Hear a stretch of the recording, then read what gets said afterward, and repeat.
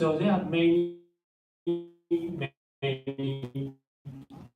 supply chain and the company you need to deal with for one Huawei start.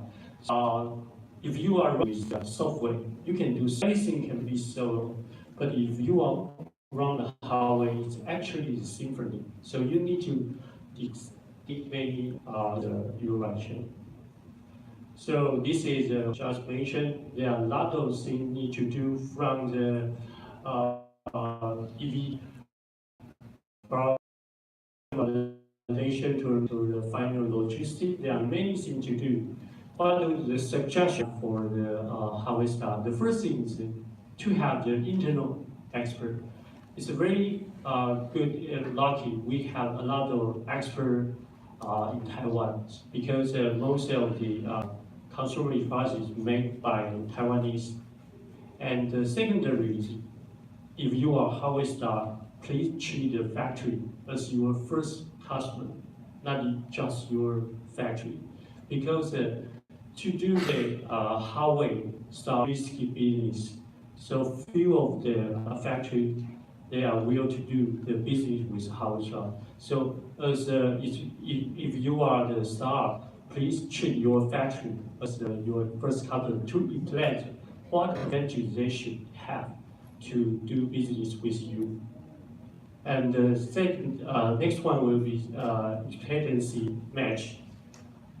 When you run the business, when you do the success campaign from the Kisao and Eagle, you probably do have about 500 to 5K order from your baker, but this quantity actually really too small for the big electronic manufacturing. So the partner to fit your quantity is very important. And another one will be your next product. If you are start, you don't want you only have one generation product and like to have your next. So what is your next product?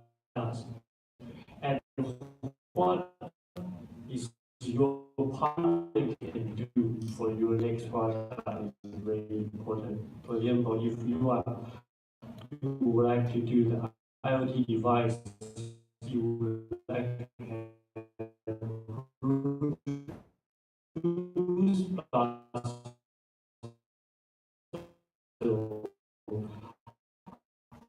Wi-Fi function.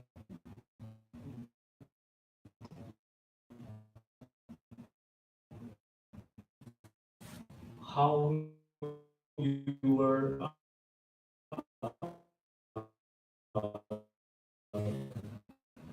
design house your manufacturing has the skill to do the product for your next product.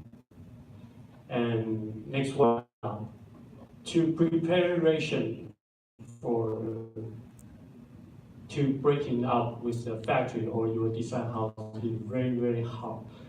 If you would like to start a business with your design house or your factory, you need to at least have the 2 months because you need a lot of technical transportation, into a lot of material into transportation. So it's really hard breaking out with the design house and manufacturing. So what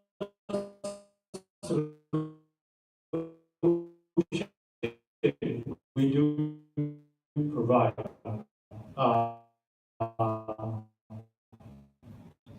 for some they can start, they can finish their prototyping, then we prototyping to the commercialized 100 piece over 1,000 piece. So what is the service we can do, and provide the complete the IoT kit like the system integrated different Bluetooth, Wi-Fi, P-Web, so different like I just mentioned, NCS from Wi-Fi, major ADAS kind of thing. We also start solution testing and renewable energy. The solution for our customers, we provide a free. So this development kit, you can very quickly to run your prototype with a simple code, free simple code. And we can also do the mechanical design for our customer. And we also using the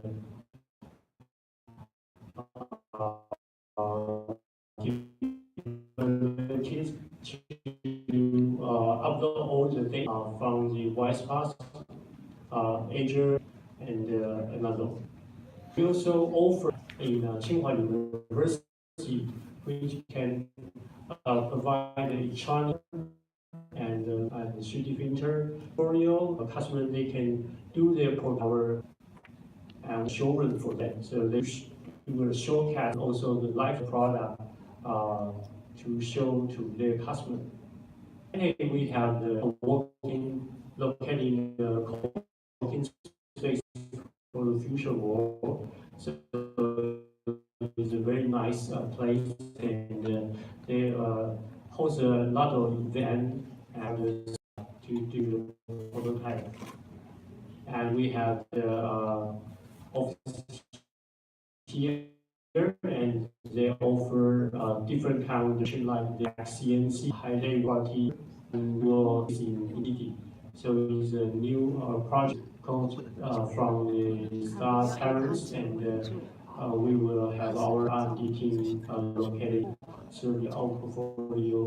Also very close to the staff from the overseas, they can come here, near the and a lot of supply chain with each including the and ecosystem build is actually three things. There's a find the right innovation, invest, and they can efficiency to and the development will be the do the so we have they are all so different partner the main this and on the board from you also sure I had to check company from the Taiwan, they do the Bluetooth checker and also the B2B solution checker, and CFAS will be the next unicorn. So we started collaborating with the CFAS in Taiwan called the Unavis, and their design and manufacturing partner. 10 port is the temperature for the smart agriculture and for smart feeding system and renewable technology, and N2Com is a smart retailer solution, and Document from Australia they do the smart lock solution, and we with them and their CFAT to develop the locker for the sharing bike, including the solar panel, CFAT, Bluetooth, and the GPS checker. And who is from Singapore, they do the air quality detector. And Zico is from Japan, they also invest by Intel, and they do the high-speed gesture detector. And Elpobin from Taiwan, they do AI. And Planet Traveler, they do the smart shoe solution. And Elkima, they do the small cider device one. They do a button inside the button to get the cider very easily, and they can send all the information to through your cell phone to notificate to do the notification. You when the cyber 要去那个 and BC smart 那一个 clothing. 他 And 汇报 this is one of 那 the 一个 very famous BC one 那 is 一 the 间的 Mobile. They 2011 have the BC ADAS 去革命 solution, 那间 and we are 应该是 one 他 of 汇 the 报的， partner the accessory design. 对，我 And there's a lot of 刚开 different 始有 kind 那画面，但 of 是 picture just 情况我要 show 看 how 他，因为 we 他那边车 cooperate 检 with 看，我 the 这边的 STAR 画面不知 teams. 他是他给我 And 推， we 他跟我 invite a 讲没 lot 问 of 题 the。STAR to our factory to do to understanding how to 对对 make 对， the product and 我 how 这样子看是没 how 问 to 题啊， cooperate 可 with 是 the 他是用 factory. 电脑看，他连 And 上 we 去 also 看， allow them to do the interview when they go into the crowdfunding or the marketing. So we also host a lot of event with our partners, and we also can always trade show like in Berlin, in Prague, and in Hong Kong, Shenzhen, in Innovate, of course, and we also host some of the hackathon local government. So if you are interested, please follow us with our fan page, and we can discuss more. And these are the booths over there, and we'll show some of the real product to demo reference. Thank you very much. Okay, thank you, Ray. Yeah, you can see that MIT is a sector of MIT group dedicated to providing IoT-based product development, design development, order shipment, etc. So you can from now on, because we have shown you two cases, right? So you may have some idea how I as a whole is so complicated because it is really a life cycle, a supply chain. Now we come to the third case by Taiwan Lead. Taiwan Lead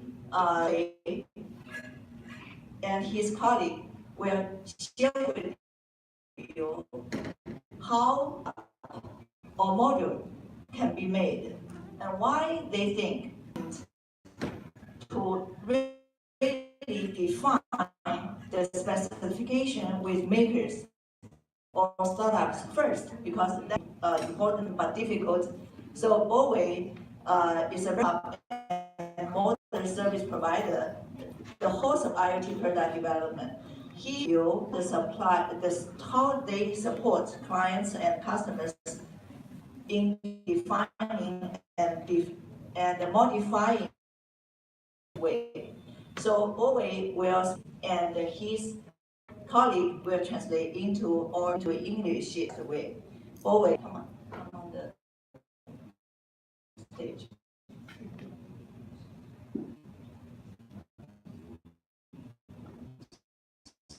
So who? Hello, are you? I don't think I don't think you have the Chinese English, this is thing. My name is Yue, and others. Yeah, I'm sorry. There's chairs in face. One older flowers and one young, and a middle one, the only female.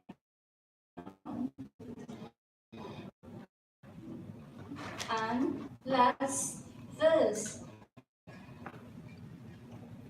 I feel proud of them because Yeah. So, can I start now? Yeah. I'm talkative. Can I sit down? You like 2 minutes? Okay, Yeah, okay. what's called? Okay. Okay. Okay. So, if you are CEO of the designer, what's your name?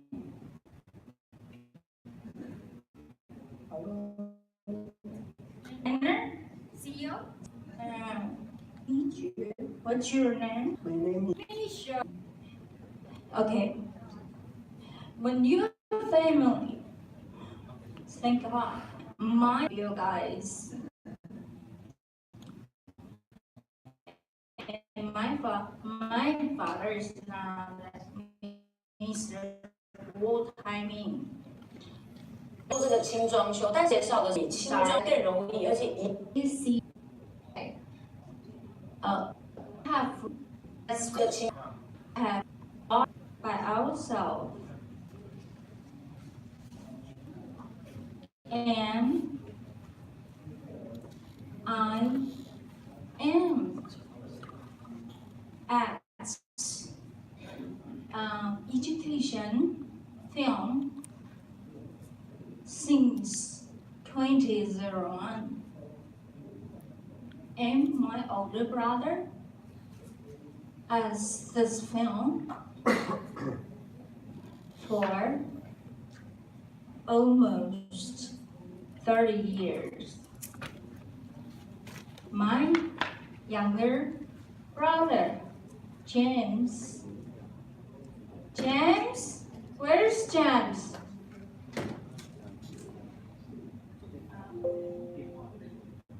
Okay. He designed this product. Can you give me taco? Yeah. Yeah. It's a TV show in Taiwan. The host is the famous show people, show person.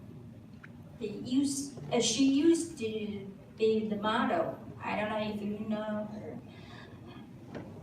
And what color do you like?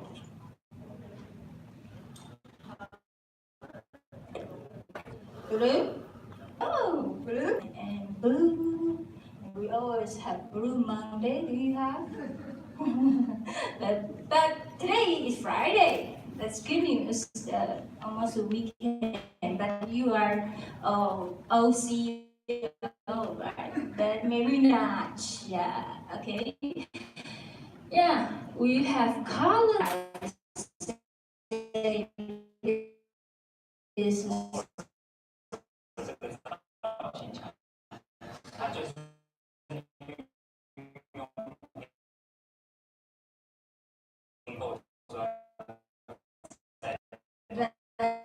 this is my younger brother, you know, like me, right?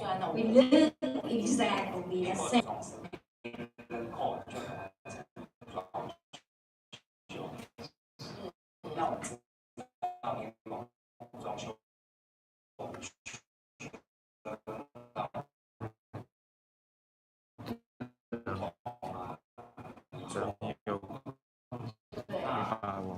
换成昨天的那一个， Hi, brother. 昨天的那一个。 Yeah. 哦，好，我想 They are introduced. But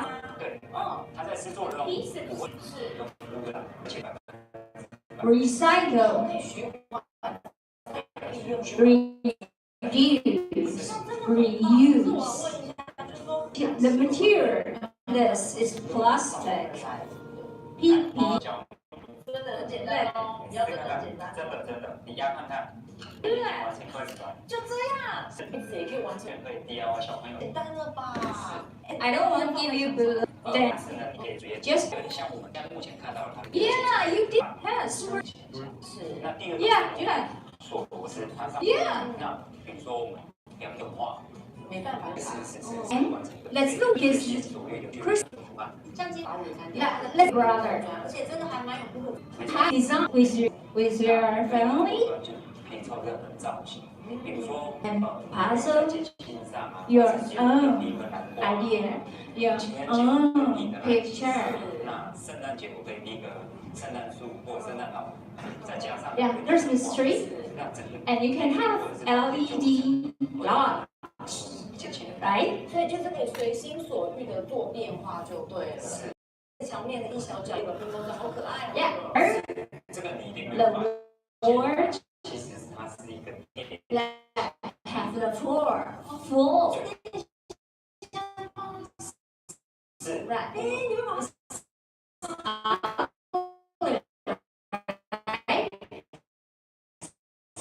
Just use this. 巧妙的技巧，就可以把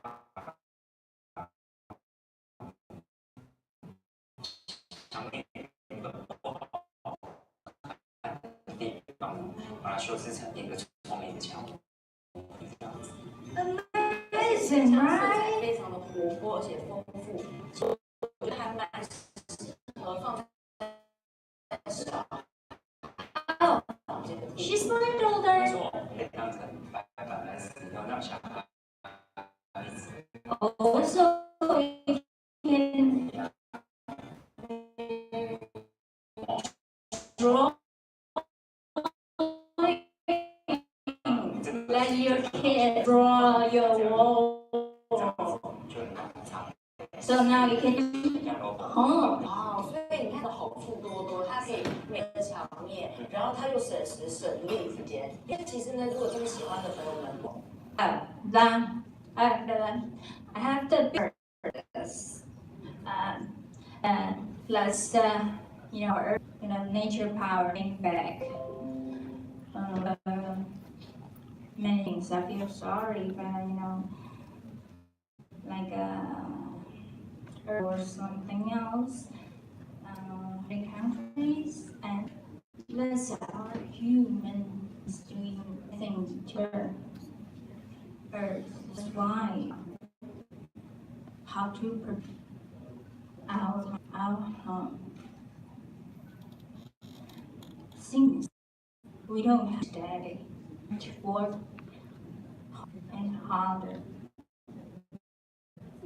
Okay, let's go to the next subject, okay? Oh, Yeah, come on. well, introduce. Oh, I. No, there's a time to select that next subject. Oh, VTO. Please say you. Please say you. Please find me. Buy this. Okay, this is my younger brother. He's the designer, the buckle.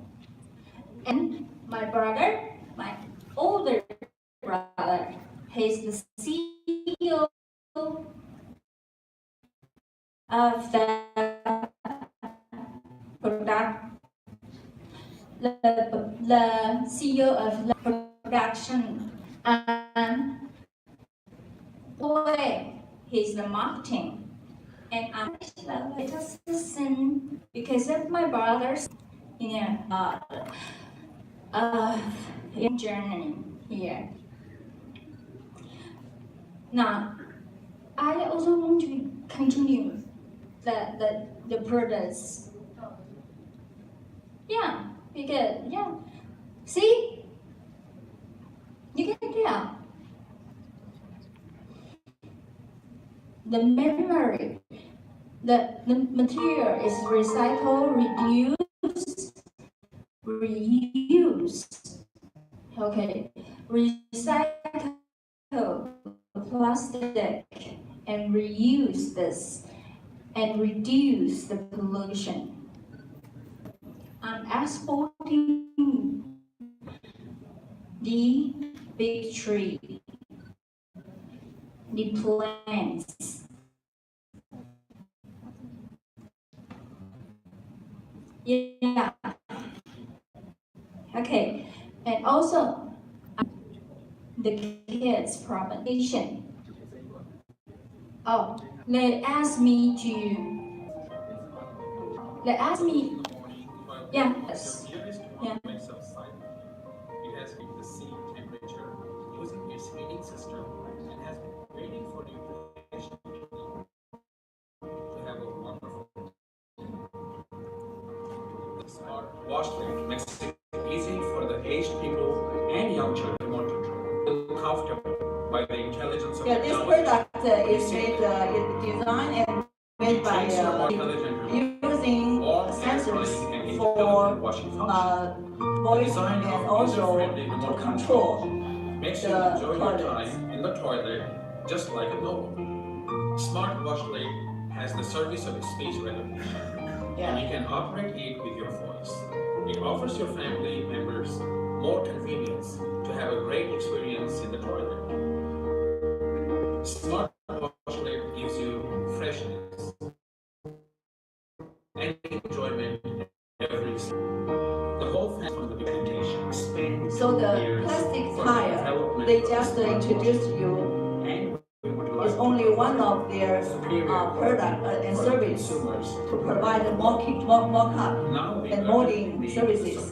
But this one is another example for them to support their customers to use sensors and to design the whole toilet to be controlled by voice.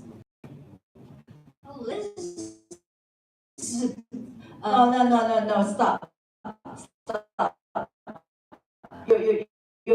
We don't need your translator. Time is limited. Yeah. So let's. Yeah. Okay.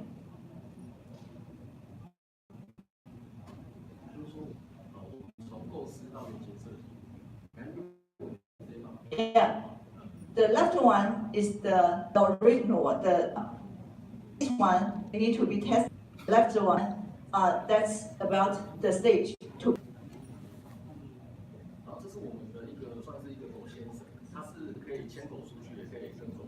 Yeah, this is the leash for walking dogs, and also can be played with a dog. So this is also some of their products. Products become complex convenience, but why not make them simpler? Dognuts uses concentric circles for clever storage and handling. Well, Dognuts and dogs. Fun, shatterproof, practical, and washable directly with water.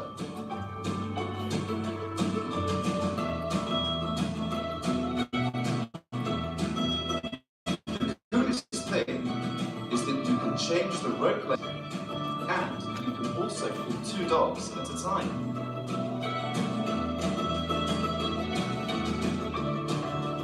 Tired? The circular design of the Dognut means it can be hung anywhere. So where does Dognuts come from? Dognuts is the idea of a creative design team after 2 to 3 years of continuous development. Most recent concept. Make life more interesting. Yeah, one of their examples.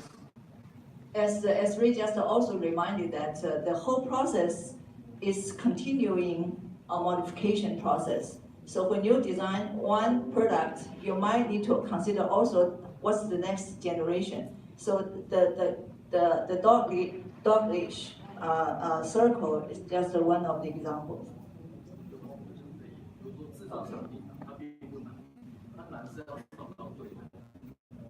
Yeah. So it's not difficult really manufacture a product, but the hardest thing is to find the right part.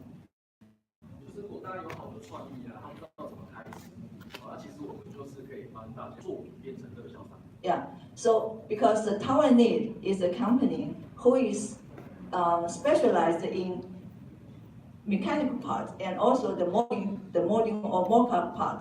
So when you have a very creative idea, you can approach to Taiwanese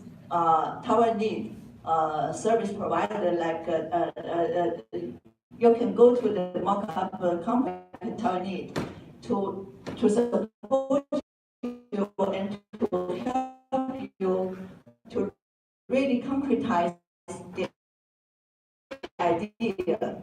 Then they can make more and can be studied. Yeah. So for example, if you have for the tiling, so this one is plastic, and then that one is mirrored, and this one stone. So the one idea can be developed and can be continue to develop and to modify and to vary to differentiate the original idea.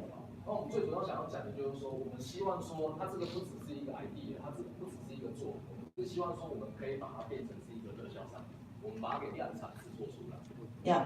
So, so what they want to support is to not just concretize or to realize an idea, also can continually support you to develop to the further or next version of the product to a hot product in the market.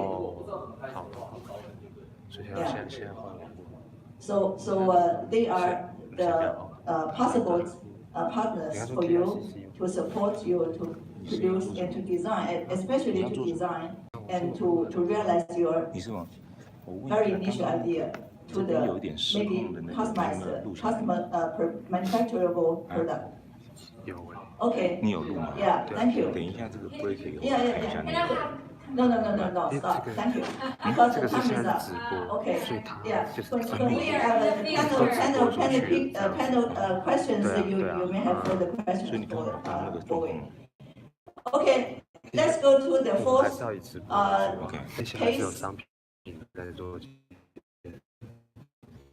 Yeah. CK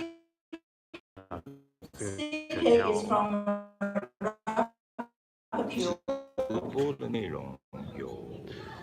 So CK is fascinated by innovative business model, especially the model can be scaled up by technology.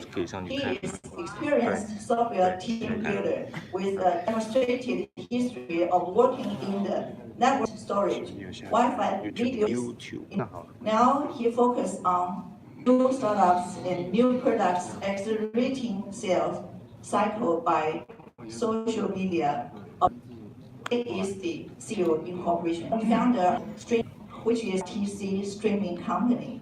She's master of science degree from Carnegie Mellon University and a bachelor degree from National Taiwan University.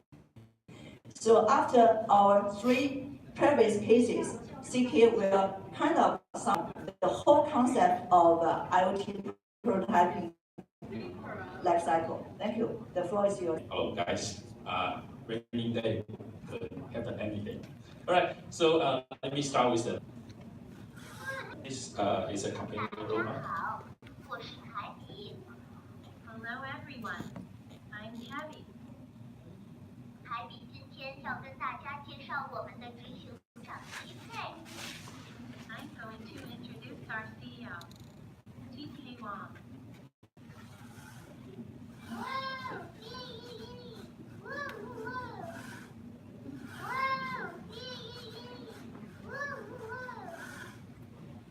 All right. Thanks for the introduction. Let me start with our company introduction.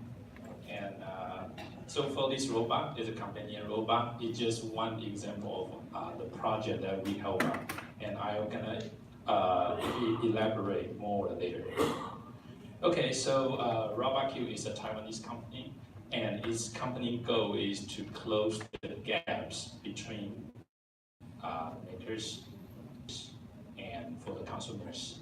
So if that we are trying to solve is more than just single link. Okay, so here is the some company launchment, and it's years ago, and it's our founder, and those two founders, and they are running their own company, and they thought they could do more than venture capital, so start up with this company, RoboQ. Okay, here is our design consultant, and they are quite famous in Hong Kong or even in Asia. Okay, so here comes with the case study. The first one is the robot code.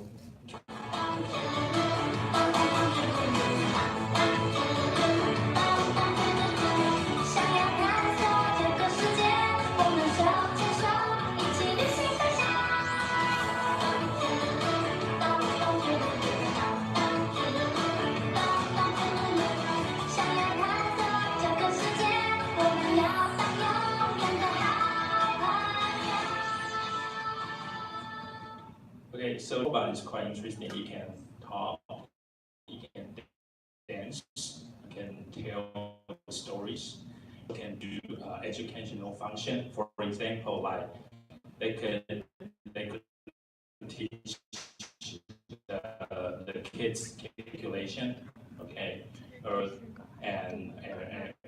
teach English or the nature lessons. And this company, the company made, and the new one is our long-term friend, Q, a long conversation with them, and start with the capital, okay, and later on, when they start to have the real product, okay, one day they came over and asked for our help. They say we have the okay, and why? Because the parents or grandparents, they need to talk to their kids, all right? So this function is very important, okay? So and RoboQ have the deep industrial connection, okay? So we instantly come up with the one company, one candidate, and which have the video call solution. So we bridge these two companies together, right? And so about 2 months, right? And they have the complete video call cloud deployed. And later on, limited strengths about the channel development. Right? So we help them to start with the cloud funding in Taiwan, or later on gonna be in the East Asia, right? And also we're gonna deploy the KB robot to the global based on the Amazon channels, okay? Another thing that we are trying to help them is that we start with the initial marketing campaign. This marketing campaign is very interesting. Right? For this, take this one. Our target audience about 25 to 45 male people, all right? But when we initiate this, we find a very interesting phenomenon. It's the female between 45 to 65 are highly interested. And so, the grandma will play with the kids or talk to the kids. So later on, that we tell you, hey, you guys should focus more function for the grandparents and to strengthen the communication functions. And even for the sales channel, you should use more language to penetrate. So it helps. Okay, for example, like for some elderly, the credit card transaction. Okay, instead they just put the phone right on the website. Okay, or even and so they just place the order by phone calls. It helps a lot. Okay, probably increased by 20 or 30% of the purchase. Okay, Another case is called Mimosa. Producing and growing tea on our tea plantation in Taiwan. Since the beginning, our mission has remained the same. Deliver the most authentic and healthy tea experience. We created Timosa, a tea brewing machine that combines the modern science with the art of traditional tea making.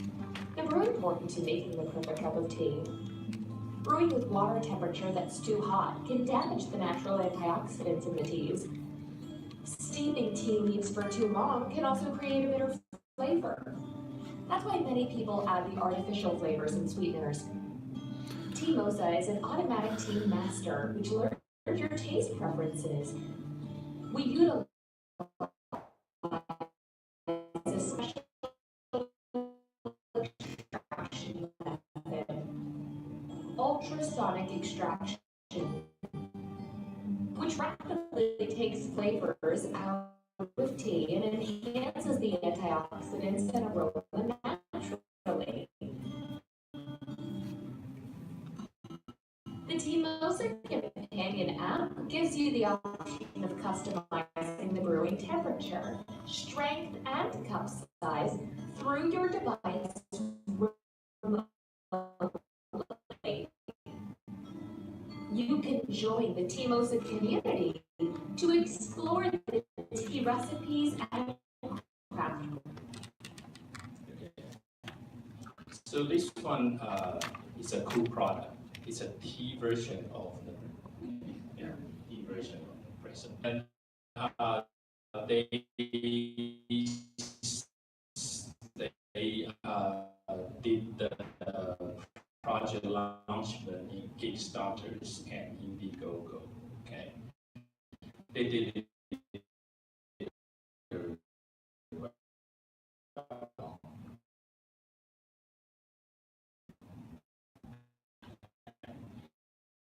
But later on, when they go to the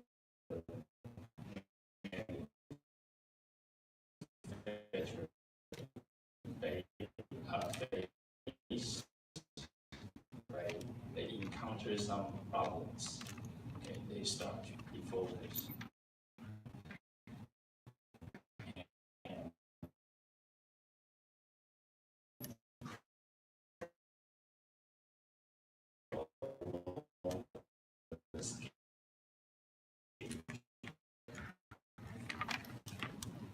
Again. Okay. So we started to discuss with him and set up the goals and set up the priorities. And we're gonna help them to develop the new app and the new sensor cloud. And we want to have the much more cheaper sensor devices, but we want to have the stronger cloud to enlarge the quantity of the deployment, and later on we have a strategy that we're gonna combine with, for example, like the cameras, okay, and later and also with the air purifier, okay. So we both are, and we both are working hard on that, and that's the third story of the IoT products that we have help on. Okay. So the RoboQ is a realistic company, and because most of our members to start with the companies and with all the difficulties, and we try to help you in different way, and if you have anything problem issues, and we are here to listen, and please feel free to talk to us, and let's see how we could help. All right, and thanks for everyone. What CK just demonstrated is the last part, the go-to-market phase of IoT prototyping. Actually, because he said that RoboQ founded by some venture capitalists. so they know what exactly difficulties startups or makers have already encountered. So that is why they have designers, they have sales and marketing campaign team. So for the from beginning maybe raising investment, raising funds, and then design the shape from industrial design perspective. And then I would think that the most interesting thing they can provide to their customers is design, not just the product design, service design having to do with business model. So that would be also of value for startups. Okay, we will have some further discussions at the panel later on. Now we would like to invite Tanya Soros. So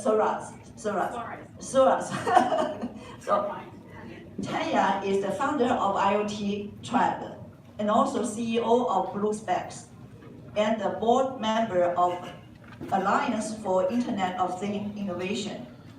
IoT Tribe is a global equity-free accelerator that brings startups and corporates together to do business. Their mission is to get startups to their first big enterprise sale and give their corporate partners access to the technologies that can fuel their businesses.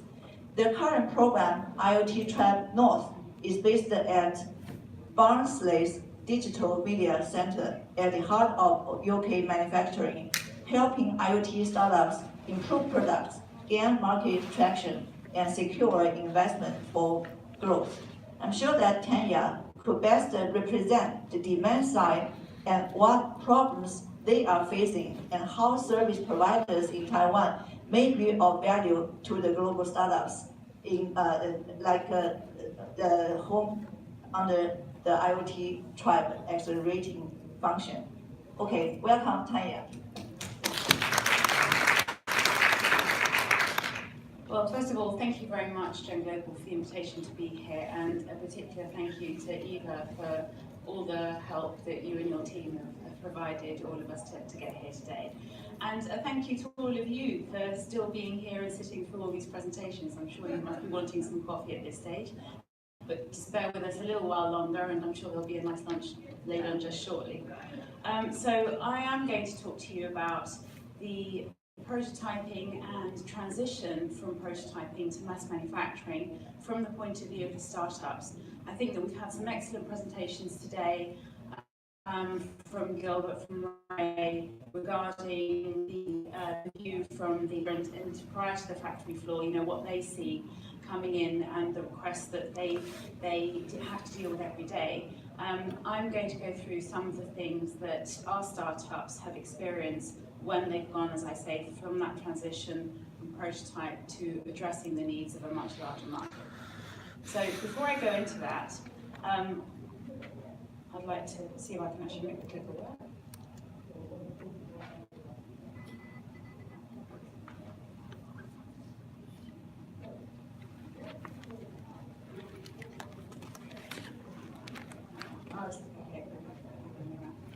So the first thing is that, as Eva said, we are an IoT accelerator. And the reason that we focus on the Internet of Things is that we really do believe that we are all moving into a new paradigm. We've moved from a world in which everything was analog. I mean, looking around the room, I can't really tell your ages, but I'm sure some of you at least remember the 1990s and the fact that we had mobiles. We had services that were primarily based on voice, and the business models were very, very basic. So we did have some e-commerce. Most people still shopped at their local supermarket. They went in with their trolleys, they filled in their trolleys, and they took stuff home themselves. We then, in the late 2000s, moved into ultra broadband, for example, fiber, 4G networks, and the communications and services started to move from voice into data and more complex things like video. The competitive landscape became just that, much more competitive. bricks and mortar stores began to close down, and we began to see the emergence of the mighty Amazons and other FANGs, as they're called now.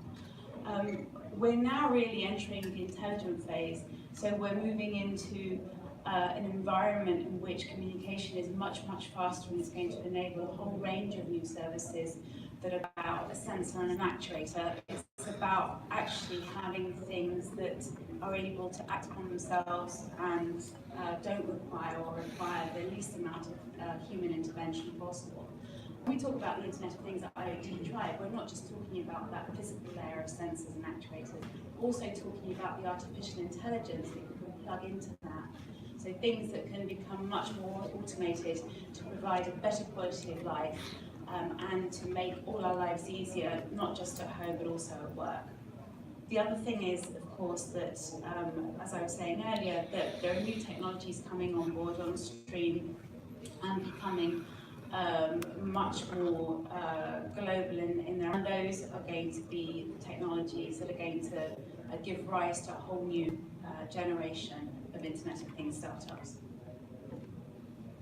So my next point is that the Internet of Things powers growth across verticals. If we look at the predictions from Gartner, I'm not going to go into too many of the figures, but some of the most interesting for us are that the predictions are that 65% of enterprises are actually going to be adopting IoT products in the next couple of years. And in fact, the most recent survey that they did, which is only a couple of months ago, revealed that actually that figure's gone up to 85%. So very soon there are going to be very few businesses across the world that don't have some form of IoT integrated into what they do every day. The other point that Gartner makes is actually half of all those products and services are going to be coming from startups. We all know that corporates have very proven business models that deliver things consistently at a certain quality. You know, the old adage that nobody got fired for buying IBM is there for a reason. But it's true that those corporates also have legacy systems and cultures in place that make it very, very difficult for them to develop new products, new services at scale very quickly. And that's where the relationship with the startups comes in, and that is in fact one of our key roles. So just looking at the different sectors in which IoT is expected to create value added, as you can see, it's everything from offices all the way through to industrial IoT. In fact, that's one of the areas in which we pay a lot of attention, and where most of our startups are actually producing and offering new services to the corporates. According to the Financial Times, we're going to be seeing for 2025 an estimated 4.5 million trillion, trillion, not million, $4.5 trillion worth of value added due to IoT solutions. So just a little bit about us, and just to give us, lost that, but anyway, I'll just tell you a little bit about IoT Tribe and a little bit about the context before going on to tell you what the startups have told us they need from prototyping and manufacturing houses. So the first thing is that we've run acceleration programs now for 4 or 5 years, and over that period we've seen very many startups come through. In the early stages, you know, IoT was something that used to say IoT and people would go, IO what? It really didn't know what it was. And that was true of some of the startups as well. They'd come with us with a really, really good idea, and they'd show us a mock-up of what they were going to do. And when we tried to, we'd accept them onto the program, and when we tried to help them, we realized that actually the technology that would enable that service to really, really work, or that product to really get to market, wasn't quite there. So over the years that we've run the acceleration programs, we've had the opportunity to work with startups practically from all over the world. We're a global accelerator, so we don't care about where the startup comes out, is that the value proposition is there.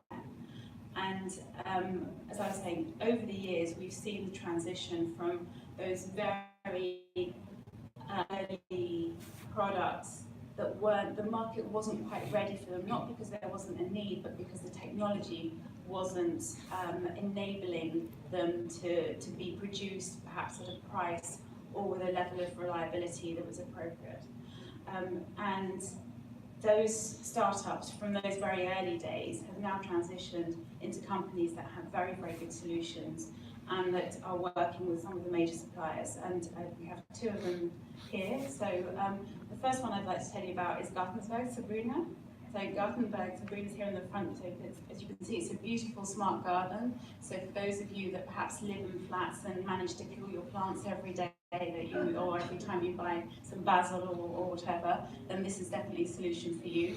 It enables you to not only grow whatever plant you'd like, but also to communicate with them, and if they're thirsty, they will tell you, feed me, give me some water, or I need more light. So that's a beautiful product. GreenyWave, this is actually a smart water device. GreenyWave are a company who are originally based in Colombia, where they have a huge problem with water theft. So they already had a product line that was dealing with smart meters, but they decided to move into a market which would solve the need to that people had to actually understand water consumption. And the best thing about their device is that it can actually be retrofitted. I don't know whether you know, but many of the smart meters available on the market today actually require the whole thing to be changed. This is something that can be easily adapted onto an existing meter. Tended. Leo, the founder, is also around. I think he's pitching at the moment. But Tended is a personal safety wearable, which essentially has two different markets. One is consumer, so any mountain climbers here, or any of you that go out with your bikes on your own, well, your family might appreciate you actually having one of these, because if you have an accident, it automatically lets your family know and the emergency services that you've had an accident. They also have an enterprise-grade solution, and that is for employers that have a duty of care, as in a legal responsibility to look after their workers, to actually also know when their workers are in a situation of danger and to deal with that rapidly.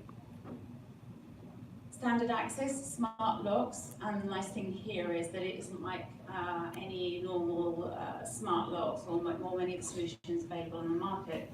It has proprietary technology that uses sound waves, sound encryption, to actually open doors. So it's much, much more secure than anything, for example, using Bluetooth or other communication that is much difficult and more easy to hack. Visual file. Manel, you get? So Manel, this is a device, Manel, his passion is actually to develop technology that can help people who are deaf, who are hearing impaired. And this device actually translates sound into visual lights. So for example, if somebody's baby is crying, it will come up with a certain light. If the doorbell's ringing, there'll be another. There are very many other functions. If your security alarm is going off, then again, this will immediately let the person know. But these are all complex devices. They have been devised and designed with a lot of customer input. They're all addressing a real need. But what happened when all of these startups went to the factories to get their products manufacturing? I'm just going to give you a few tips. So the first thing is that we actually, through the acceleration program, offer a design to manufacturing module where we support them in understanding what the process is and connecting them to perhaps some engineers that might help them with the materials that they need to produce, and then also the suppliers and the prototyping houses, etc., that will get them to their final product. But the fact is that many startups don't know what they don't know. They know what they're trying to achieve, they know very clearly what these ours do, they know what their clients want, they normally have a fair view of what the design or how the product should feel and look. The ones that come through our program have very, very strong ideas on things like this. But there are an awful lot of things that they don't know, and that's why it's important that for us as an accelerator to have a continued conversation with them so that we understand their product and we are able to identify areas in which they might need extra support. So the first thing there is really that for any person working with a startup, whether it's us as an accelerator or you as a manufacturing house, the first thing you need to help them do is actually understand the design process. Most of them will have had certainly at least initial textbook knowledge of what the manufacturing process involves. So both Gilbert and Ray have gone through the electronic design verification phase, all the three to the production verification phase. But even though these are phases that look very, very linear in practice, they're much more likely to be messy kind of iterations and to and fro's. And the more complex the product, I'm sure you both agree, the more iterations there are going to be in that. And there's always a slight tension in between what the original idea for the product is and what is actually possible to produce within the manufacturing process. So as much clarity as can be given to the startups at this initial phase, then that's going to make the whole thing work much more fluidly as everything progresses. I'm standing in front of the quote from the startup, but one of the startups we work with essentially said that they found a partner there that was really for the prototyping phase and said, okay, yes, this is good for prototyping, but when you go to manufacturing, mass manufacturing, this is not going to work. That actually saved them a lot of time and money. I think most of the quotes are actually on that side, so I'm standing. So the second thing, so second thing really here is transparency on price. One of the startups had their bill of materials. That's something that we actually spend quite a lot of time with them, working on their bill of materials. When we start working with them, we say, no, do we need that? That's what actually the manufacturing needs to each individual component that you're going to be requiring from them, and from that you can build up the price of your product, and also you can use it to track how efficiently you're building and where you might be able to make savings later on. But one of the things that a startup that came onto the program, his previous experience, he shared with us, basically he understood what the costs were, but he didn't realise that he had to pay up front for the molds. And I think, Ray, you touched on that. I think somebody definitely touched on it earlier. So moulding is really, really expensive. It is probably the most expensive part for a startup, the whole of the manufacturing process. And they had costed the moulding. They costed the mouldings. They'd spread the cost of the moulds across the number of units. Whereas in fact, for their cash flow, they needed to know that that was a cost that they were going to have to pay upfront, and that they would only recover at the end of the sales process when they'd sold a number of units. So the second point was timing. A lot of the startups have had problems with timing, especially when they're sourcing components from the Far East and the Middle East.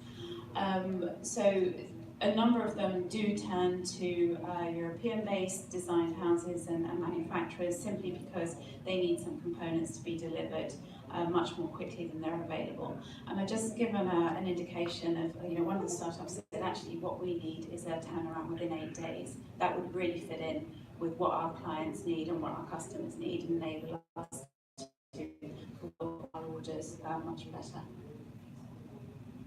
And the fourth thing is one-stop shop prototyping. So again, I think Gilbert touched on this. So the PCBA process, sometimes you find PCB manufacturers, but who then don't do the assembly. And certainly for the startups that we're dealing with in IoT, somebody who actually takes that and integrates the whole thing is going to provide a much more interesting service than somebody who just dedicates themselves to the PCB part of the puzzle. And the other thing is that the manufacturing of the device is actually just one part of the process. They then have to think about packaging and how they're going to get that to the consumer. So for many of the earlier stage startups, having a house that can help them whether internally or by directing them to another supplier, identify good packaging providers, for example. That is another service that they would be really, really happy to pay for. And the final thing, communication. And I think that this is probably one of the areas in which it is easiest for things to actually just go. It is very, very difficult to communicate even when you have somebody in front of you, but add 15,000 miles between you and the person you're talking to, and a completely different language, and a completely different script, and a completely different culture, and the room for disaster just increases exponentially. So it is true that the startups have their designs, as I was saying, at least the ones that in our accelerator have their designs very, very clear.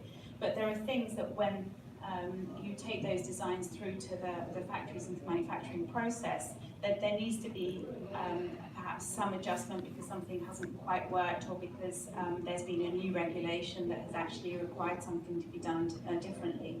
So I would also recommend that within your organisations you have somebody nominated to act as the liaison point that can actually understand the startups, can really communicate well with them, and that will ensure that the problems, which will definitely arise, can be solved as quickly and with as least friction as possible.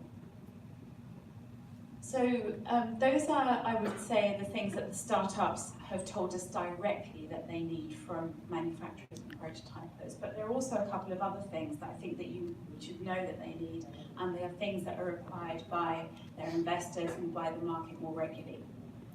The first thing is intellectual property. The startups that are in IoT Tribe, and many of the startups that you will be dealing with in the IoT space, have intellectual property invested in their devices. If they have investors, the protection of this intellectual property is going to be absolutely key. So being able to communicate how you're going to guarantee the safety of their designs is going to be something that's going to help you do business with them. The second thing is compliance. So I'm not familiar with laws here, but in the UK certainly there are two really important laws that, again, the startups have to comply with. One is anti-money laundering regulation. I'm sure you have an equivalent here. And the second is a new law, which is anti-slavery. And the startups have to prove, the startups in the UK and Europe generally, have to be able to prove to anyone that they are complying with both of those laws. So again, just that, I think that's important information that you need to have. And the third point I'd like to make, and this is really my final point, is that most of the startups are really not just looking for suppliers. If they were, they could just go probably to somewhere else. They're looking for partners. They're looking for people that they can work with long term, who are willing to invest in the relationship. And also the fact that you wanted that treat your factory as a client, I think was the thing that you said. And this is, I think it isn't just about a client or servant-master relationship, or that kind of one-way street. It is an interdependency, so it's more about being partners and both parties understanding what the other needs and trying to communicate what is possible, what isn't possible, and working towards finding a solution together. And I don't know if there are any startups in the room, but all of you are ecosystem players within the entrepreneurial ecosystem. So I just wanted to end by saying that the next cohort for IoT Tribe is going to be accepted onto the program starting in January. So we will be shortly launching the application process. As I say, we are a global accelerator. The next cohort will be based in the UK, but if you know any good startups who are operating in the IoT space, please do get them to apply. So thank you very much, everyone, and look forward to hearing from you. I'll be around for the rest of the day. Thank you.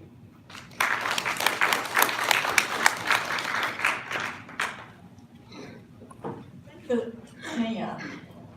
Actually, what Tanya just shared with us are very, very similar to all our experts from local have already said. So being an IoT accelerator, she really have already given suggestions, advices to our Taiwanese service providers. So it is myself personally, I pretty much appreciated what just Tanya told us. So let me invite all our speakers to go to the stage for a panel discussion. Because as I said in the beginning, this track has to do with IoT prototyping, especially emphasizing on quick prototyping.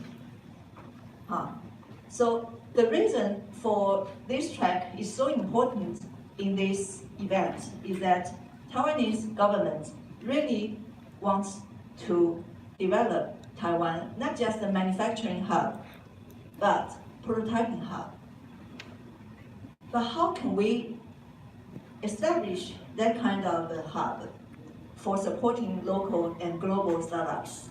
And also, not just for startups, but also for corporates. As I said that, corporates, if they want to innovate, if they want to transform, they really need also some kind of a product commercialization. So I would say that in this panel, we would like to emphasize more on not just the product manufacturing, product prototyping, but how can we support our customers to design service by IoT product. So let's welcome our panel. Tanya, Yatin, Gilbert, Ray, CK, please come to the stage. Yeah.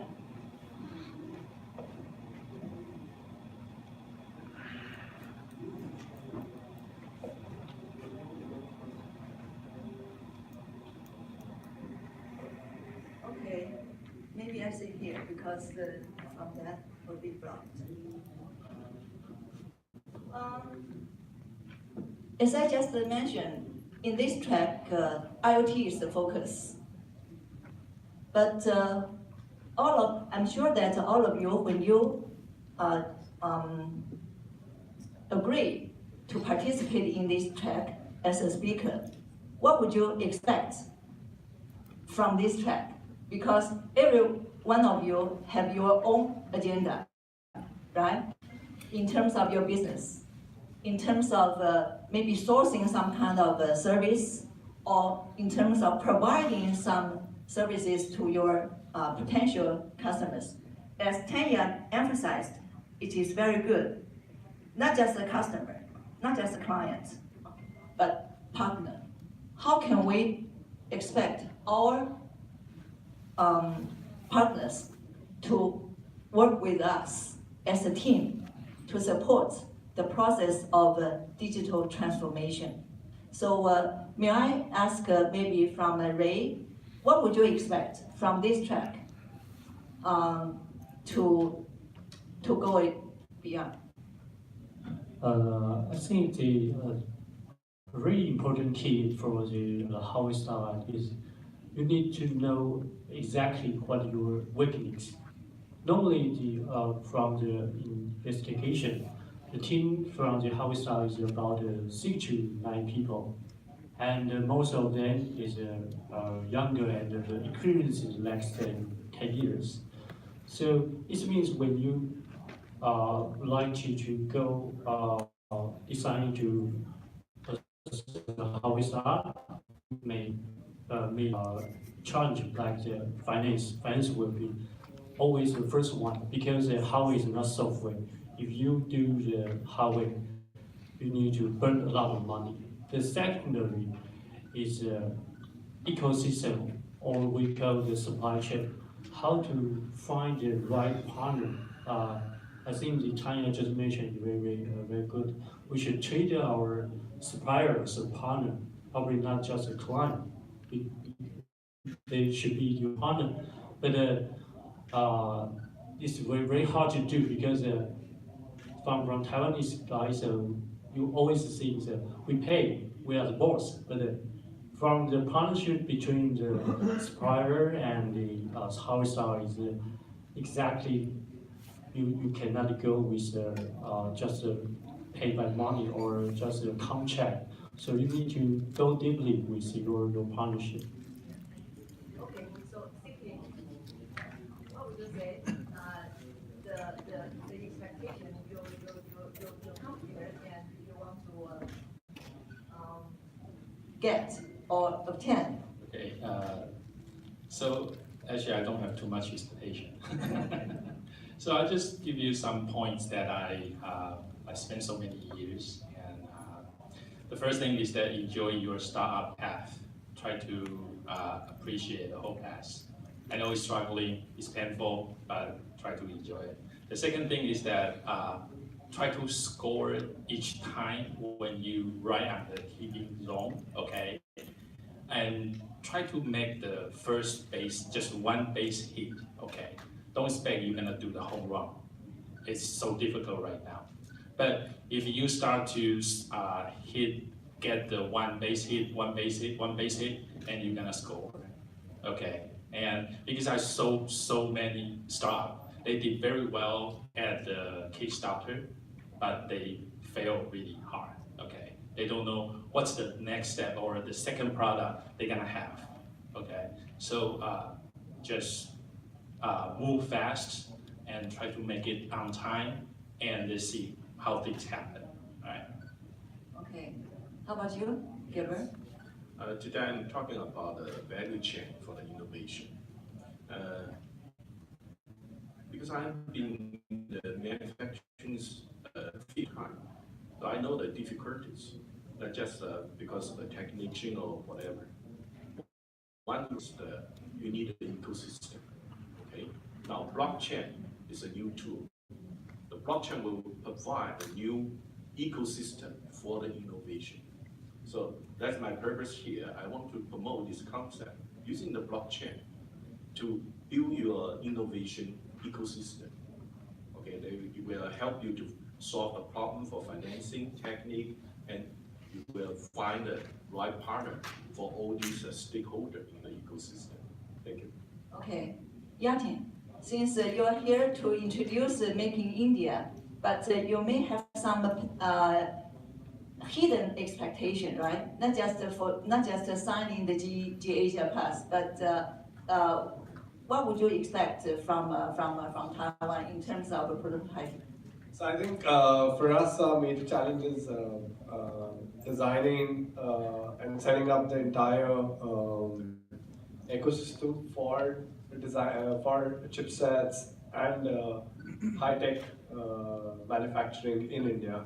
And the reason why I gave the talk was to see how we can activate the entrepreneur community as well as all the other key stakeholders, be it the government, be it any other association involved in promoting any of the smart manufacturing to come forward and see how they can leverage each other's strengths, enter India, and also bring in Indian talent into Taiwan to see how you can support the Indian talent with their IoT and hardware needs, because there's a lot of innovation happening in India.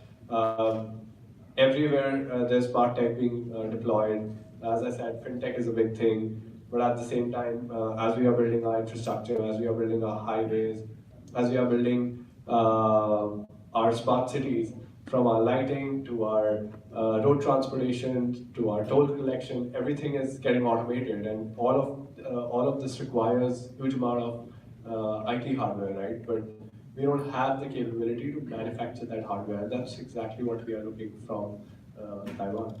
Okay, how about Tanya? Well, I have to say I came for the food and for the wonderful music yesterday. That was amazing. Oh, and the dragon, the on the welcome ceremony.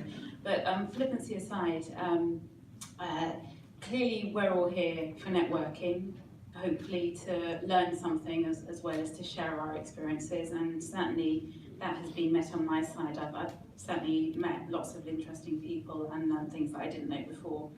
From an IoT Tribe perspective, we are really well known in the European entrepreneurial ecosystem. And we do think that Europe is a great place to be. It's a market of 500 million people, but the world is global. It really is global. I think that we all have a tendency just to look at our own regions and to see the markets there and to stay within our comfort zones. But for IoT Tribe, we want to, for us being global doesn't just mean taking on and accepting startups and founders from wherever they are in the world. We'd like to also to have a base somewhere else in the world. So, as you know, Eva, we came over to Taiwan to see whether Taiwan would be that base. And as a precursor and as a necessary step prior to that, to meet people, to see how the ecosystem works, to see who the key players are, to see what interest there is. We don't go into things where there's already a surplus, I should say, of actors and things already doing what people doing what we do. We go into spaces where there is a real opportunity to add some value. And I think from that respect, I would say, congratulations, you really wanted to put on a marvelous show. Thank you. And the food's been great. Okay, thank you, Kenya. Yeah, so each of our panelists have already expressed their expectation and some advices for our audience to maybe consider. But come to this subject of service design, I would think that many of us, our panels, have already provided a service designed functions to their or so not just design the product, the hardware, but what kind of service can the hardware really provide to their end users, right? So I would like to ask Tanya from IoT Accelerator.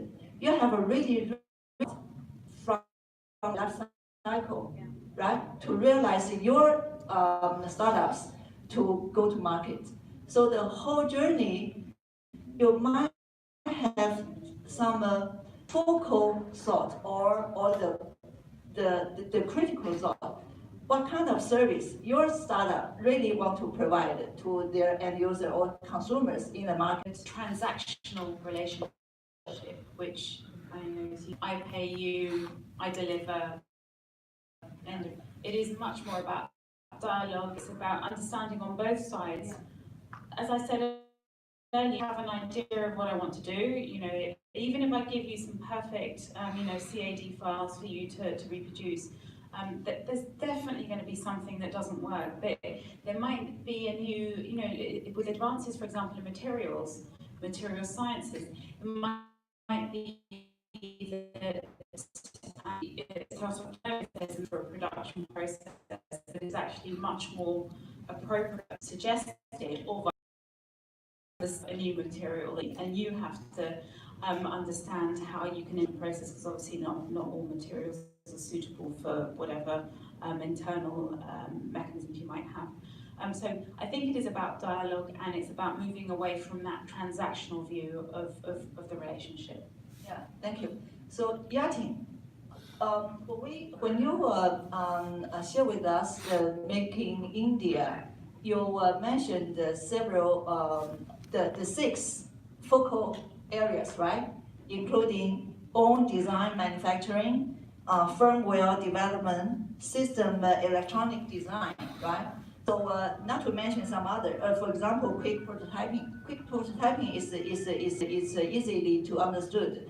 But talking about own design manufacturing or systems like electronic design, if you really want to establish the partnership between Indian and Taiwanese manufacturers or service providers, what would you think the Taiwanese counterparts need to co-work with their Indian partners about Indians' own design, about system electronics design, because prototyping is not just making modules, making a mock-up, but design from scratch, work together. Or what would you think maybe the level of the division between Indian and Taiwanese partners. Okay. So, like 3 months back, I made a trip over here. I think I met you at that point of time. One of the key discussions for us was wherever I went, whatever meetings we had, everyone said, love to make things. We are makers, right? So, bring to us, we love to like create stuff. So hardware is one of your key specialty. And for us, what has been happening, one is there are a lot of entrepreneurs who are innovating. They are coming up with their own ideas. They are sitting in design labs. They are sitting in universities. They are in some accelerators or incubators. And they're like, there's very basic maker facility available in India, right? So you have those labs where you have some basic 3D printers, you'll have some basic machinery, and then they'll produce whatever they could out of that. When we initiated the dialogue with our government, we said we got to do a three-way approach. We have a very large industrial sector, which sort of saturated because as globalization has happened, a lot of industries have moved out of India, and because India is becoming expensive, because India is becoming more talented, so you don't have casual labor anymore available in the country. You have skilled labor, the educated people available in the country. You have a lot of engineers in the country. So we said we got to engage them, and we also need to revive our saturated or the depressing industrial sectors. So how do we do that? So we proposed to have a partnership with Taiwan, where we said that our innovative entrepreneurs who are struggling with design and initial prototyping, they go to Taiwan and they get support of the Taiwanese companies to work with them. Once the prototyping and designing is done and the manufacturing is started, the dialogue which we initiated with the government was to do a reverse knowledge transfer for scale up into India, right? So that allows us to make in India, that allows Taiwanese companies to enter India, and that allows us to foster joint ventures. So that's where both the governments are backing it up, so that the entrepreneurs, the Taiwanese companies, as well as our industrial partners are all in sync with each other. There is transparency amongst them, and they don't face any regulatory issues in this two-way flow. Yeah, thank you, Yati. And that also reflects what Tanya just said, compliance, right? The patents, right? And all the IPR issues. So if two parts really want to work together as a partner, these issues need to be discussed in the beginning instead of in the final stage, right? Very, very good. Thank you, Gilbert. And Gilbert, talking about blockchain, because it is getting popular that IoT supply chain and blockchain technology for supply chain financing. But I don't think what you just said is only limited to this kind of thing. So would you elaborate?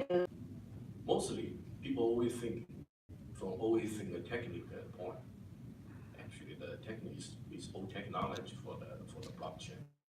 So the 30%, the blockchain important is 30% is the technique, 70% is the business model and the cryptocurrency economy model. Let me put it this way: if they have a worldwide innovation, so we see we can have many incubator, accelerator in Europe, in Asia, in USA. Every one of them related. It is very loose, Just we have some incubator from Europe, but we have a manufacturing in China, in Taiwan, and we have software guys in America. How do we glue together? So, what is the medium? I mean, somebody has to do something.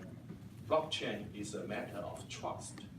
You build a trust mechanism to glue all the stakeholders together. It's globally. No matter where you are, you can be anywhere. But as long as we in blockchain, we have a trust to each other. Based on this smart contract, we have an incentive by cryptocurrency to attract the people who are really interested in the innovation.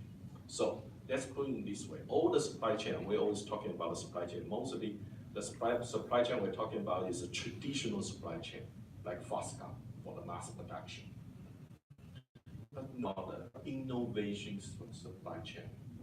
Because innovation supply chain is more in the prototyping, small quantity, pilot run production. Nobody cares. Too small. But glue the worldwide together is a big amount. Nobody, how to glue it? How to integrate? How to fusion? The answer. As long as you put in the right business model, build up the trust among these entities, so everybody can work together based on this trust, and also giving the incentive to the end user to buy the innovation, because every innovation product always in a small quantity in the first place, always have a risk. But right now you have a core enterprise like a racist company, they stand up, they say, I promise we can deliver real product. Who want to buy the innovation product feel comfortable. The investor feel comfortable because they can deliver. So everybody have the trust. Then the innovation value chain will grow up. So that's I want to show. Because it's a long topic, but you can see in the future now. You can see in the blockchain hub from the USA and to Japan, to Korea, and also Taiwan. Taiwan is free. And also now next step, you can see that Singapore has become another hub too. Australia, Canada. As long as you're a free country, a free market, it's the right place for blockchain. Thank you, Gilbert. Okay, we come to the CK. RubberQ, as CK just shared with us, not just the investor, right? And not just the product designer. What he just shared with us, I noticed that they really provide some kind of service design functions to their startup clients or partners. So if we emphasize on service design, they will maybe give advices to their customers, the so-called generation of product evolution or something like that. So CK, would you please share with us your perspectives in RubberQ, how to support your partners or clients to not just go to market, but the whole concept. Could you emphasize some critical points in business development for your customers? Yeah, during the whole journey with working with them. Okay, so basically, we try to make friends with the startups. Okay, the first thing we would like to do is that grab a seat and have a cup of coffee. That's a talk, all right? And so basically, everyone start the train with the one strong reason, right? And so we just listen, and later on we elaborate more. So after this product or after this service, what's your second thought? Okay, and what's the second product or second service that it looks like? What gonna be the third service or product?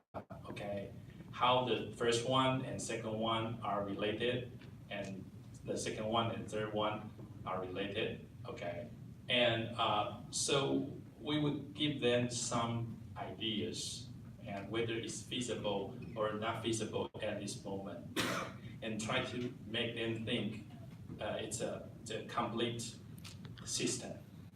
Okay, it can survive for the long term. Okay, so basically, we did a lot of this kind of tasks, but basically our experience is that when you have some problems, right, and the startup owners start to realize the difficulty and reality, they are more willing to listen to what we say. Okay, so it's basically it's our observation. Okay, so well, we just friends and we just talk and give you some ideas. That's it. All right. Okay, thank you, ZK. Ray, because Might Group is a prominent manufacturers in Taiwan, and you are not only the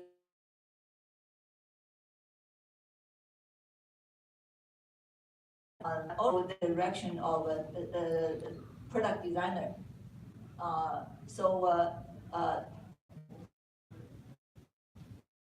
Because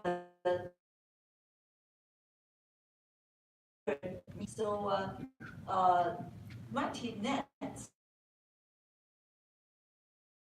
because if you in Mighty Nets, so how would you support your friends or customers or startup field to go through these 3 stages? Because Gabriel said that it is the most important stages for realization, right? So would you give us some more opinions or advices? Thank you. So if we look at the whole ecosystem for the how we start, the manufacturing design and manufacturing, actually the value is really low, but they are a bottleneck.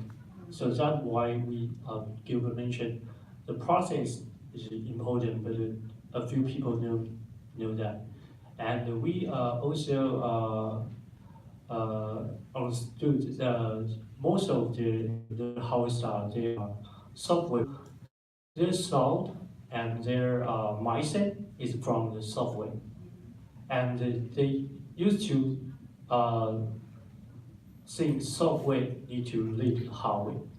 But from our point of view, there should be integration, because if you don't have the hardware as last mile, you cannot get the right data. If you cannot get the right data, your all the business model will be failed.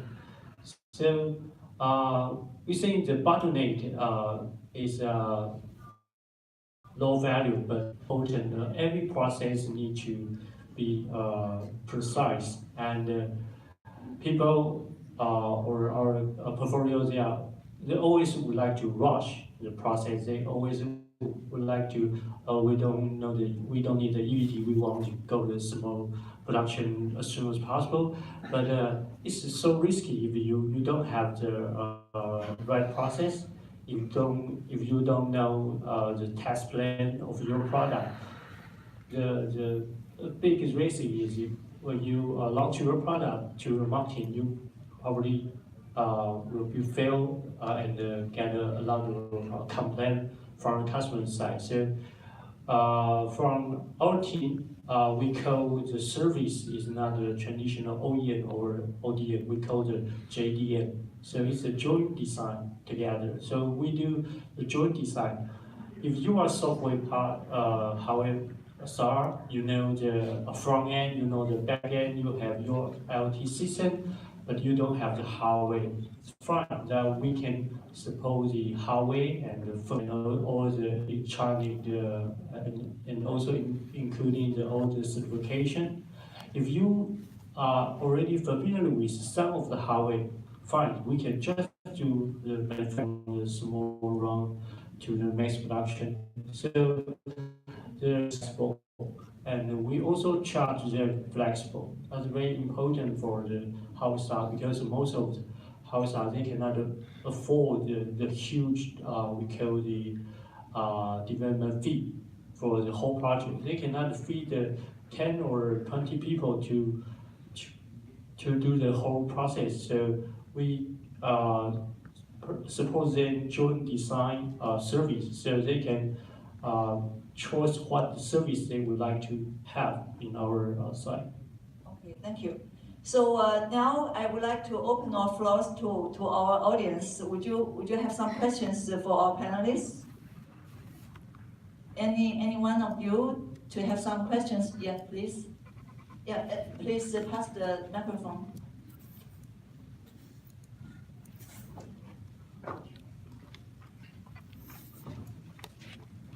Hello, good morning. Actually, I missed the first three speakers, so I'm just trying to figure out the topic of the first three speakers. But this is a general question.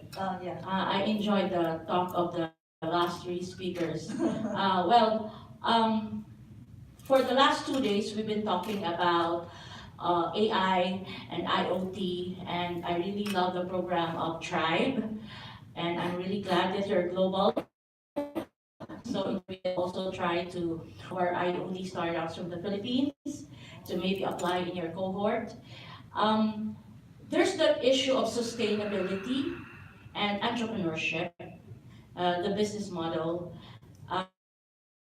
Design and creativity is very important, but can you give some insights on how we entrepreneurship to the artistic mind of the sustainability model for people or for startups who are in the IoT space?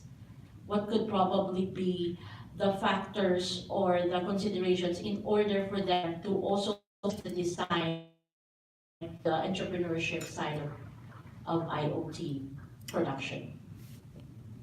So, Tanya, would you?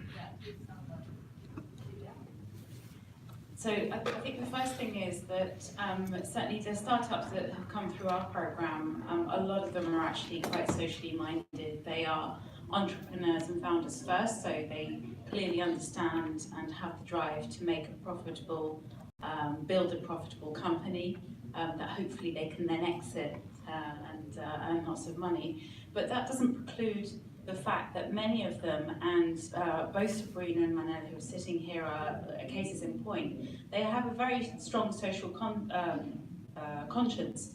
So I don't think that you can force people to have that by the time that they are the age, I think we all are, we're a very wide range of ages.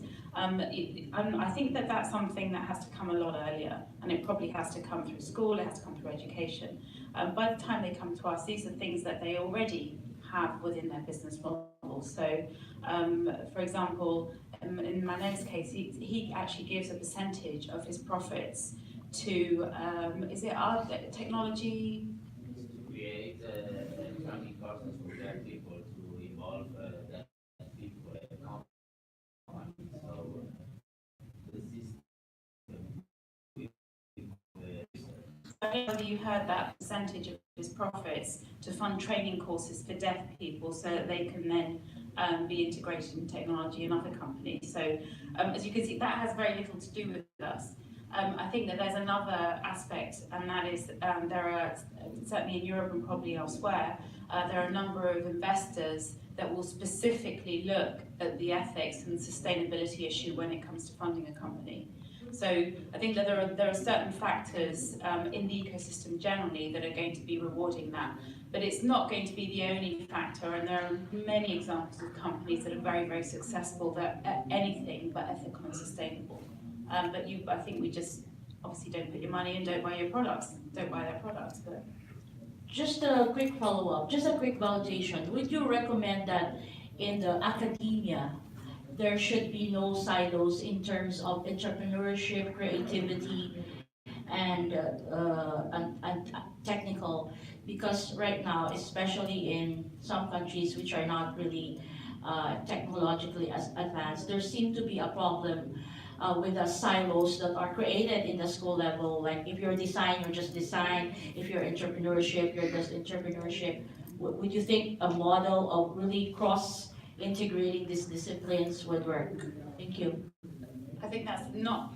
I think it's absolutely essential that that happens, but not just with the creative industries. I think that we're in many educational systems, we're using the humanities generally, so things like philosophies, it's just not fashionable. So nobody wants to say to their child, go into a philosophy course, because you think, okay, when you do, you finish your degree, what are you going to work as?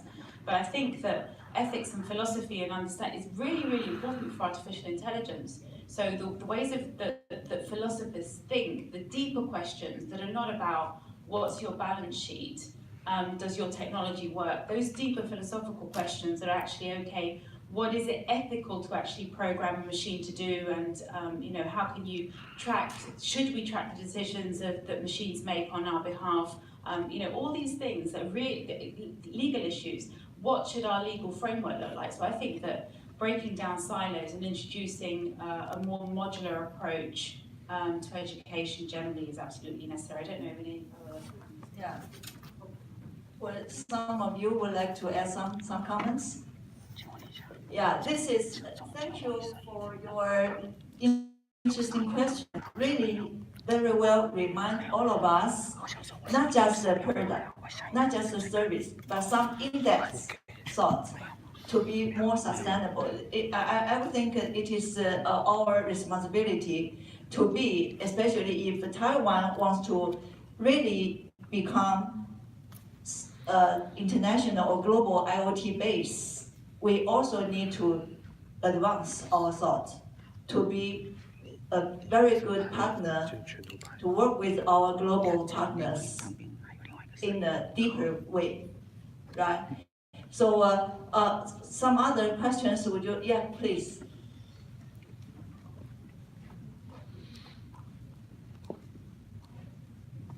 Hello. Yeah.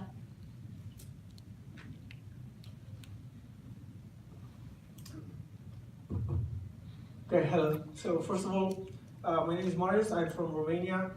I'll tell you later where that is.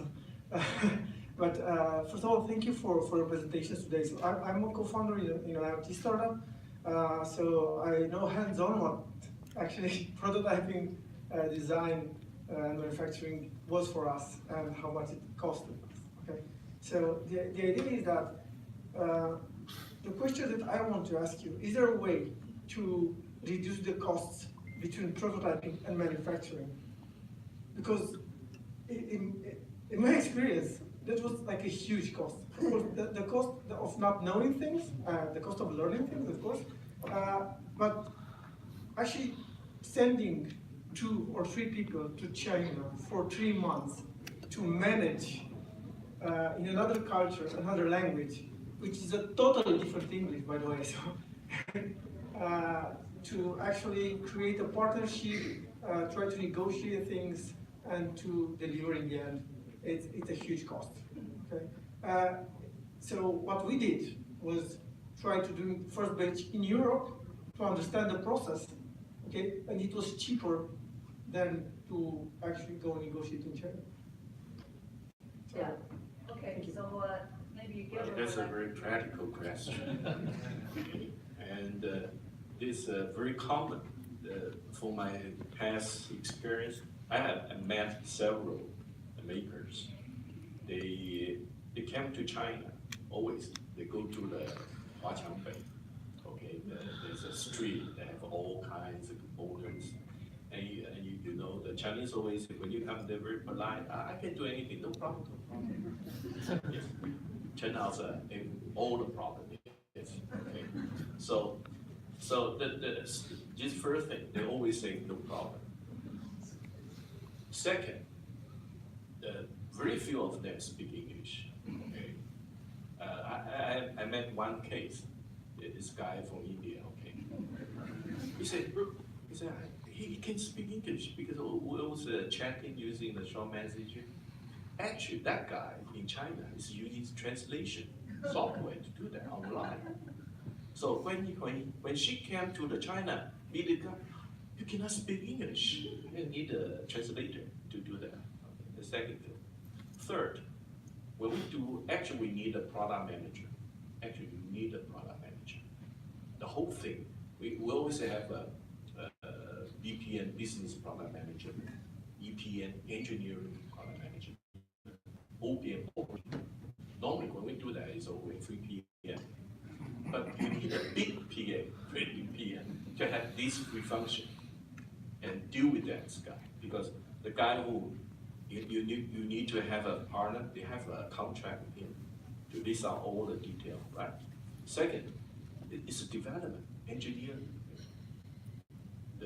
Just like I say, from level 1 to level 10. Oh, mechanical, how to do that? Should we have a quick mode in the first place, or we just go ahead to do the mass production mode? The price is very different, just like we say.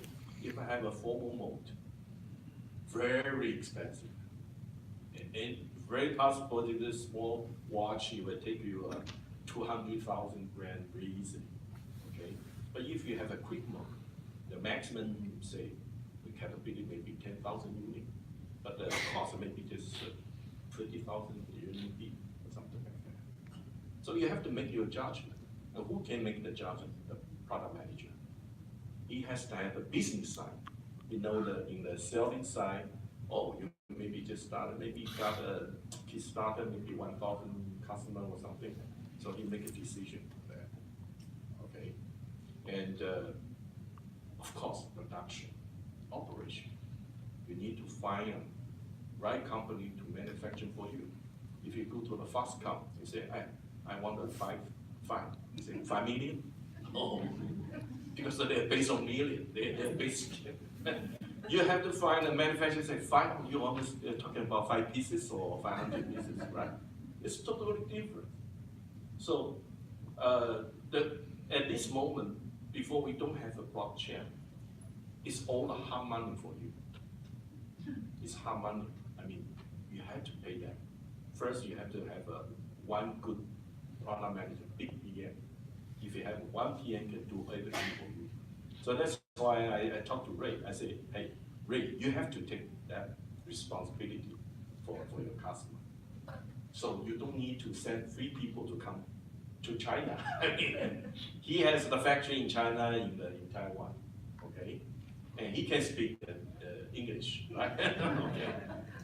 He won't say no problem. He always tell you all the problem is. Okay? So you need this right PM to handle your project, tell you the truth, tell you the facts, reasonable schedule, reasonable allocation of your resource. Then you start thinking, well, the cost is there. So who will take it apart the cost? Let's say you have to use your future salary as a promise to allocate your cost. So how to do that? That's why I mentioned a blockchain. I believe in very soon this thing will happen in Taiwan or in this area, because Taiwan is very close to China. All the Taiwanese manufacturing, basically they have a factory in China, not only in China, in Vietnam, in India, okay, and whatever. But Taiwanese have the talent to organize. You know, just I have many customers come to me. The first question they ask me, are you Taiwanese or Chinese? Well, yes, I'm Chinese, but I'm Taiwanese. Oh, okay. Then I feel comfortable because we tell you the facts. I don't say no problem. I will say you will have this problem, or the question is, I will give you a question list. So we face the problem, we solve the problem. Okay, that's your partner. You need that kind of partner for you. Okay, thank you. Yeah. So I saw some. Yeah. My first question is for Tanya.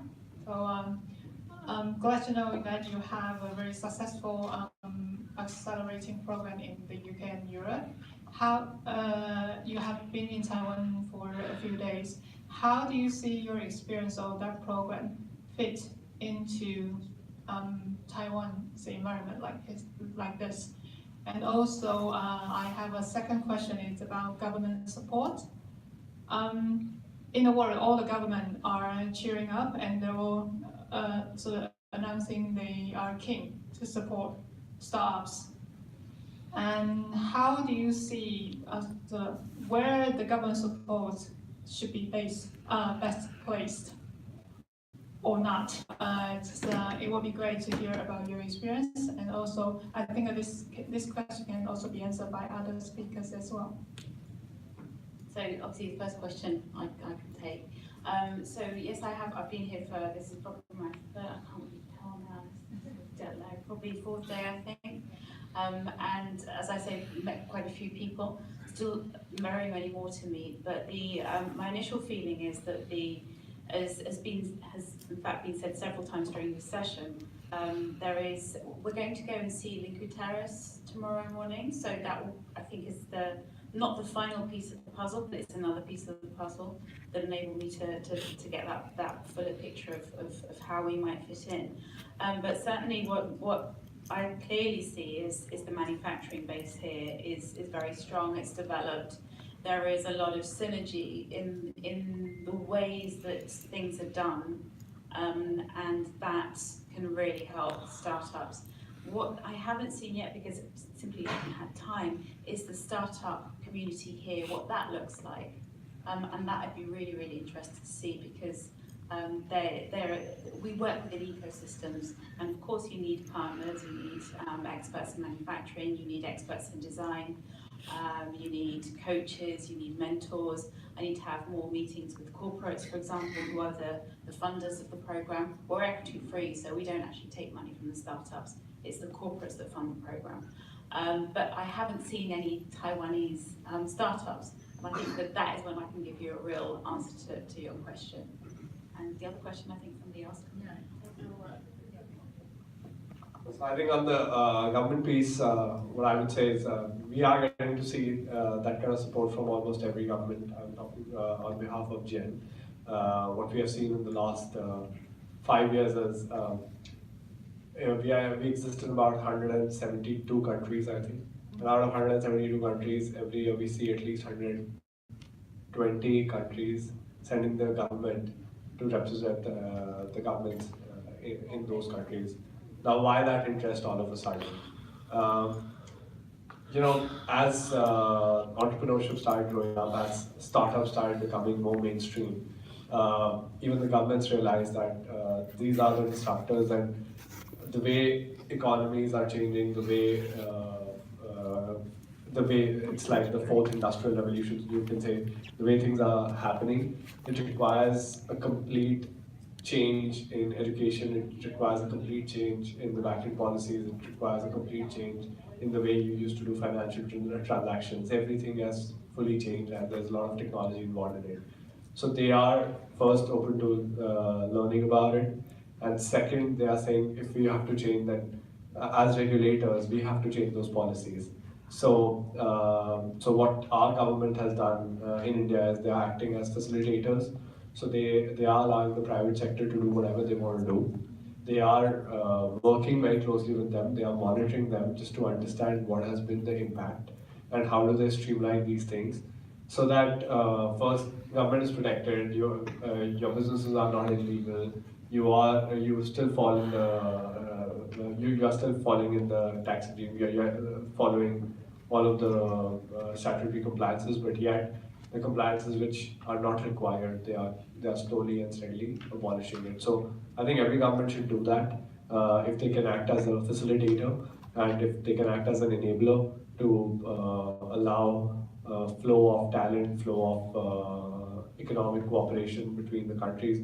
It's gonna support the entrepreneur community very well, and that's exactly what we are trying to do. That's the reason why at GEN we make sure that wherever we go now, our government officials travel with us to see what are we up to see what can be its impact with the countries they visit for benefiting the end entrepreneur. So Ray, would you? Yes, I think from the government side in Taiwan, to be honest, we will improve, and the good thing from the ecosystem in Taiwan is we are small ecosystem. So basically we know each other. So for example, we know the three speakers here. So and we know some people in here. So the ecosystem for the startup in Taiwan is small. So it means it's very easy to connection to each other. And I just come back from France last year, and we visited the biggest incubator Station F in France, and except for this year, we also visited France last year, and we from my point of view, I think the startup ecosystem in France is very, very strong, and they do have a lot of sponsor and support, and also they are very welcome Taiwanese people and Taiwanese startup to join the ecosystem, and they also have the La France Tech event. They host the frequency is very high. So from my point of view, the ecosystem of startup in France is very strong, and in Taiwan we are improved, but the weakness point for the Taiwanese Huawei ecosystem is the money, is the finance support. They are keep improving, but to be honest, the amount for the early investment, like the 5 million NT dollar to the 15 million NT dollar, is a really hard part for Taiwanese Huawei startup, and this is critical money when you run your first manufacturing and your production. But we still a lot of improvement, and the government try to change the legal to improve inside. So I think we will be getting better.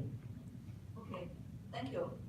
Because of the time limitation, I would think that we may not invite another question. So if you are really interested in some of our panelists, you may have some offline discussion later on, okay? So to sum up, I would like to say that Taiwanese government really want to establish Taiwan as the engineering hub, because the manufacturing hub has been moved out, right? In Southeast Asian, in subcontinental, Indian subcontinental, which is good, which is meaning, how do I say that, realistic. But for Taiwan, personally, I think that you may also observe that engineering is our capacity. Because of the so many years accumulation of experiences in manufacturing. So the engineering part is to realize the ideas to the product. So that is the core. So we want to transform Linko's world athlete hub into the village, into some of the buildings transform into the IoT hub. In those buildings, Tanya and maybe Yatin, you also would like to go there. You may find that some of the building will be the office of IoT prototyping engineering lab. So with all these facilities needed, maybe invested by like multinet, that kind of manufacturers or service providers. Some may be invested by the government. But in any case, the lab to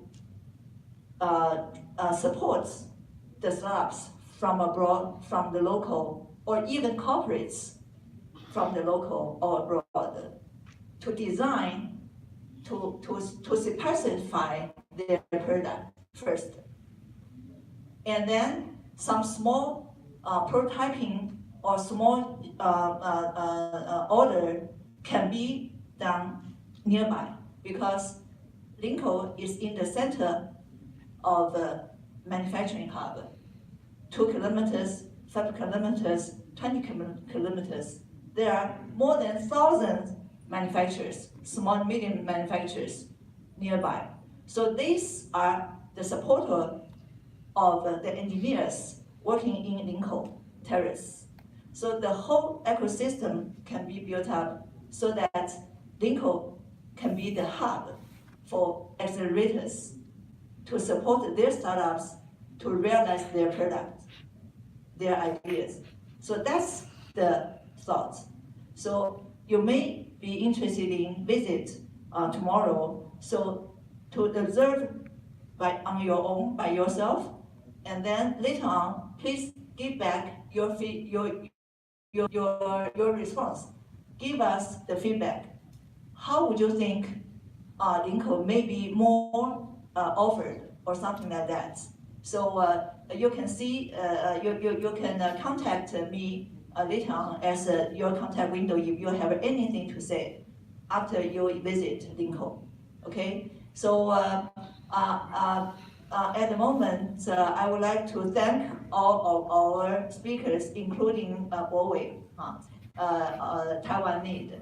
So have this wonderful session focusing on IoT prototyping, quick prototyping, and in the whole process of value chain. And afterwards, there will be lunch provided served in the opposite of this building. So please follow our colleagues wearing white shirts. They will guide you to the lunch place where there's an exhibition in that building also. So please pay a visit to some of their exhibitions. And in the afternoon, we will have matching. So the place will be rearranged for totally 9 booths and some networking tables. So you are all welcome to come back in the afternoon to see some other manufacturers or service providers for prototyping service provisioning. You are welcome. Then I would like to invite all our panels to have a group photo. Thank you. Please give us a very big applause.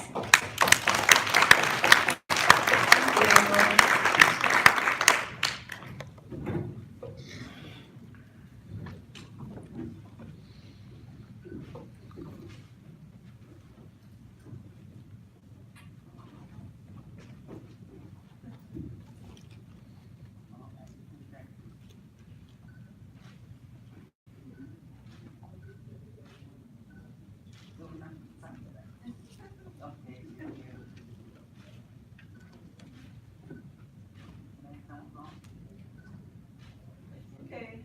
Thank you. Thank you. Thank you once more. Yeah.